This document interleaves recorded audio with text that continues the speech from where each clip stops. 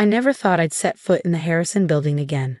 Yet here I stood, staring up at the gleaming 60-story tower that housed Harrison Global Industries, the company that had been my family's legacy for 3 generations, the company that had thrown me away like yesterday's trash.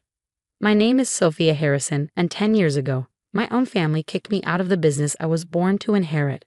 The memories rushed back as I pushed through the revolving glass doors. I remembered running through these marble halls as a child, pretending I was already the CEO. Back then, my father would laugh, scoop me up in his arms, and tell me that one day, this would all be mine. What a lie that turned out to be. The security guard at the desk did a double take when he saw my ID. Ms. Harrison? I haven't seen you in 10 years, I finished for him, unable to keep the edge from my voice. I have a meeting with the board. He quickly buzzed me through, and I stepped into the private elevator that would take me to the top floor. As I watched the numbers climb, I thought about the last time I'd made this journey. I was 25 then, fresh out of my MBA, full of ideas about modernizing the company and taking it into the digital age. My father had just stepped down as CEO, and everyone assumed I would take his place. I was the eldest child after all, the one who'd studied business while my younger brother Oliver partied his way through college. The board meeting that day started like any other. I prepared a detailed presentation about my vision for the company's future, expanding into emerging markets, investing in sustainable technology, streamlining our supply chains. But I never got to show it. Instead, my father stood up and made an announcement that shattered my world. After careful consideration, he said, not even looking at me, the board has decided that Oliver will be taking over as CEO. The room spun. Oliver? My brother, who could barely handle his own checking account, who had never shown any interest in the business beyond using it to fund his lavish lifestyle. This can't be right, I said, my voice shaking. I'm the one who's been preparing for this my whole life. I have plans, strategies. Plans? Oliver smirked from across the table. You mean those ridiculous ideas about changing everything? This company doesn't need change, Sophia. It needs steady leadership. Oliver understands tradition, my father added. He'll maintain the Harrison way of doing things. I looked around the table at the board members, people I'd known my entire life. Most avoided my eyes. A few nodded in agreement with my father. Only Uncle Marcus, my father's younger brother, showed any sign of disagreement, but even he remained silent. The Harrison way? I stood up, anger replacing shock. You mean the way that's losing us market share every year? The way that's making us irrelevant while our competitors innovate? That's enough. My father's fist hit the table. This decision is final. Oliver will be CEO. You can either accept a position under his leadership or what? I challenged. Or you can leave. The words hung in the air like a death sentence. I looked at Oliver, seeing the triumph in his eyes. He'd always been jealous of my relationship with the company, of how naturally business came to me while he struggled. Now he finally won. Fine, I said quietly, gathering my papers. I quit. Sophia, don't be dramatic, my father sighed. Just because you're not CEO doesn't mean. No, you don't understand. I cut him off. I quit everything. The company, the family, all of it. I'm done. I walked out of that boardroom with my head held high, ignoring the whispers behind me. By the time I reached the lobby, security was already waiting with a box of my personal belongings. They'd planned this. They'd known I wouldn't accept their decision. That night, I sat in my apartment staring at old family photos, trying to understand how it had all gone so wrong. My phone buzzed constantly with messages, most from my mother, begging me to reconsider, a few from Uncle Marcus expressing his sympathy. I ignored them all. Instead, I focused on the small leather-bound notebook in my hands. It had belonged to my grandfather, the man who built Harrison Global from the ground up. He'd given it to me on his deathbed, making me promise not to open it until I really needed it. There are secrets in here, Sophia, he'd whispered. Things about the company, about our family. Use them wisely. I kept that promise, carrying the notebook with me but never opening it. Now, with nothing left to lose, I broke the small brass lock and began to read. What I found inside changed everything. The notebook contained detailed records of my grandfather's early business dealings, including several that had never appeared in any official company documents. There were names, dates, account numbers, and most importantly, Details about a series of offshore holdings that no one else knew existed. My grandfather, it seemed, had set up a complex network of shell companies decades ago, companies that technically owned significant portions of Harrison Global's most valuable assets, companies that, according to the documentation in the notebook, he had quietly transferred to my name on my 18th birthday. I stayed up all night, poring over the contents. By morning, I had a plan.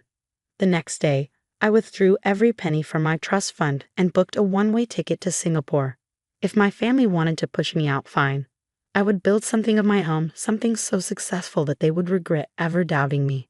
I spent the next decade doing exactly that. While Oliver ran Harrison Global the traditional way, which mostly meant maintaining the status quo and taking long lunches with old clients, I was building an empire in Asia. I started small, using my grandfather's connections to get meetings with investors. Within 2 years, I had founded Aurora Ventures, a technology investment firm that specialized in exactly the kind of innovation Harrison Global had rejected. I worked 18-hour days, lived on coffee and determination, and poured every ounce of energy into proving them wrong. While my brother appeared in society pages at charity galas, I was in startup offices and factory floors, identifying the next big technological breakthroughs. Year by year, Aurora Ventures grew. We funded revolutionary AI companies, backed sustainable energy projects, and invested in cutting-edge medical technology. Every success felt like a personal victory, a vindication of everything I tried to tell the board that day. I never looked back, never attended family events, never responded to the increasingly desperate messages from my mother about reconciliation. The only person I stayed in touch with was Uncle Marcus, who occasionally sent me updates about the company. And oh, what updates they were. Under Oliver's leadership, Harrison Global stagnated. They lost major contracts to more innovative competitors. Their stock price dropped steadily. Old clients began jumping ship to younger, more dynamic companies, many of which were backed by Aurora Ventures, though Oliver never made the connection. He was too busy enjoying his CEO title to notice that his sister was systematically dismantling his empire from halfway across the world. Then came the message I'd been waiting 10 years to receive. It was a Tuesday evening in Singapore. I was in my office, reviewing potential investments, when an urgent email arrived from Uncle Marcus. Sophia, they're finally realizing how badly they need you. Harrison Global is about to lose everything. Oliver's mismanagement has brought us to the brink of bankruptcy. The board is desperate to close a deal with Maxwell Corp, a $50 million investment that could save the company. But here's the thing they don't know yet. According to your grandfather's arrangements, that deal can't go through without your signature. You own controlling interest in the subsidiaries they're trying to sell. The board meeting is next week. They're going to find out soon. Thought you'd want to know. Uncle Marcus. I leaned back in my chair, a smile spreading across my face. 10 years of waiting, building, preparing for this moment. Finally, it was time to go home. I made a few calls, booked a first-class ticket to New York, and began reviewing the documents my grandfather had left me. Everything was exactly as he predicted. Harrison Global couldn't make any major asset sales without approval from the shell companies he'd set up. Companies that I legally controlled. My brother was about to learn a very expensive lesson about the true meaning of family business. The Harrison Global boardroom hadn't changed in 10 years. Same mahogany table, same leather chairs, same oil painting of my grandfather overlooking it all. But the people around the table looked considerably more worried than the last time I'd seen them. I watched through the glass walls as they filed in for the emergency board meeting. Oliver, now sporting gray at his temples, shifting papers nervously. My father, looking older and more tired than I remembered. The board members, their faces etched with concern. None of them knew I was waiting in the adjoining office with Uncle Marcus. They're about to present the Maxwell Corp deal, Marcus whispered. Should I tell them you're here? I shook my head, watching as Maxwell Corp's CEO, James Maxwell, entered the room with his legal team. Let them get through the presentation first. I want to see their faces when they realize. Oliver stood at the head of the table, trying to project confidence he clearly didn't feel. Ladies and gentlemen, thank you for coming on such short notice. As you know, Harrison Global has faced some challenges recently. I almost laughed at the understatement. Under Oliver's leadership, the company had lost 60% of its market value. Their stock was at an all-time low, their major clients were jumping ship, and their once sterling reputation was in tatters. But today, Oliver continued, we have an opportunity to turn everything around. Mr. Maxwell has graciously offered to invest $50 million in exchange for our Asian manufacturing subsidiaries and technology patents. James Maxwell nodded graciously. We believe these assets align perfectly with our expansion plans. My father cleared his throat. The board has reviewed the terms, and we recommend moving forward immediately. If everyone's in agreement, we can sign today. That was my cue. I pushed open the boardroom door, my heels clicking sharply against the marble floor. I'm afraid that won't be possible. The reaction was immediate. Oliver's face went white. My father half rose from his chair, then sank back down. Board members exchanged panicked glances. Sophia, Oliver's voice cracked. What are you doing here? I smiled, placing my briefcase on the table. Protecting my interests. Did you really think you could sell those subsidiaries without my approval? James Maxwell looked between us, confusion evident. I'm sorry, who is this? Sophia Harrison, I said, extending my hand. The actual owner of the assets you're trying to buy. That's ridiculous, Oliver sputtered. I'm the CEO. Those subsidiaries belong to Harrison Global. I pulled a stack of documents from my briefcase. Actually, they belong to Pacific Crown Holdings, Summit Enterprises, and Aurora Development Corporation. 3 companies that grandfather set up 30 years ago. Companies that I've legally controlled since I turned 18. The blood draining from my father's face as he recognized the names. Those were James' private holdings. He told me he'd dissolved them decades ago. He lied, I said simply. He knew exactly what would happen to the company if Oliver took over, so he made sure I had the power to protect his legacy when the time came. I distributed copies of the ownership documents. The board members pored over them, their expressions shifting from disbelief to shock as they realized the truth. This can't be legal, Oliver stammered. I assure you it is, I replied. My lawyers have verified everything. You need my signature to sell those assets, and I'm not signing. James Maxwell leaned forward, suddenly more interested. Ms. Harrison, perhaps we should discuss this privately. No need. I cut him off. I'm not here to negotiate. I'm here to make an announcement. I turned to address the board. Harrison Global is failing because it refused to change. While Oliver was maintaining tradition, the world moved on. But I've spent the last decade building something better. I pulled up Aurora Ventures' financial reports on the boardroom screen. My company now manages over $10 billion in technology investments. We're pioneering the innovations that Harrison Global rejected, the same innovations your clients are now demanding. The board members stared at the numbers in stunned silence. Even Oliver seemed temporarily speechless. So here's what's going to happen, I continued. Aurora Ventures will buy controlling interest in Harrison Global. We'll modernize its operations, expand its technology division, and restore its reputation. The company will survive, but under my leadership, not Oliver's. You can't do this, my father finally found his voice. The board would never. The board doesn't have a choice, I interrupted. Check your stock prices. While you've been in this meeting, Aurora Ventures has been buying shares on the open market. We already own 30%. Combined with my ownership of the subsidiaries, I have effective control. Oliver collapsed into his chair, the reality of the situation finally hitting him.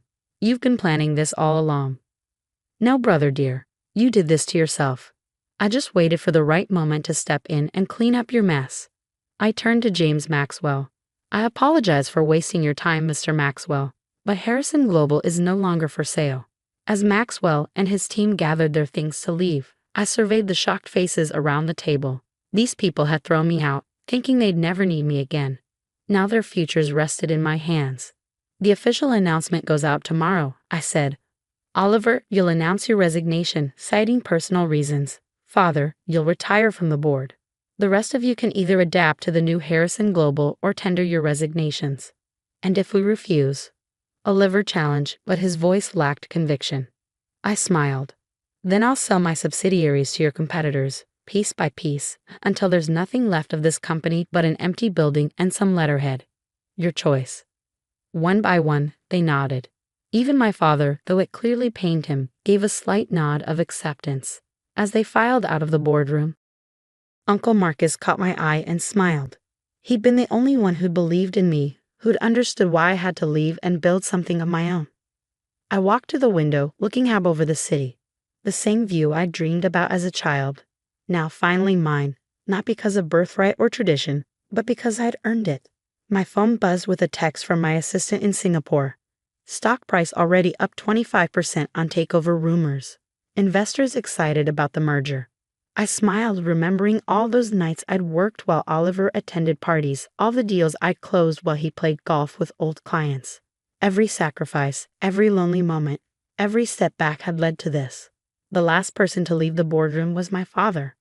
He paused at the door, looking older and smaller than I remembered. "Your grandfather," he said quietly, "he always said you were the one." I should have listened. "Yes," I replied, not turning from the window. "You should have." The door closed behind him with a soft click. I was alone in the boardroom where 10 years ago, they tried to end my career. Now I stood here as the owner of $2 billion companies, proof that sometimes the best revenge isn't just success. It's success they can't ignore. I picked up my grandfather's notebook from my briefcase, running my fingers over its worn leather cover. "Thank you," I whispered to his portrait on the wall. He'd given me the tools I needed, but I built something he never could have imagined. Tomorrow, the business world would be buzzing about the merger, about how Sophia Harrison, the exiled daughter, had orchestrated the biggest corporate takeover of the year, about how the sister they dismissed as worthless had become the savior they desperately needed. But tonight, I simply sat in my grandfather's chair, savoring the silence of victory. Sometimes revenge takes patience, planning, and a decade of quiet work. But when it finally arrives, it's worth every minute of waiting. I opened my laptop and began drafting the press release that would shake the business world. Harrison Global announces merger with Aurora Ventures. Sophia Harrison returns as CEO. The headline would shock the business world, but not as much as what would follow. Under my leadership, Harrison Global would become everything I'd envisioned 10 years ago: innovative, dynamic, and firmly focused on the future. Oliver had wanted to maintain tradition. Instead, he triggered a revolution, and I was just getting started.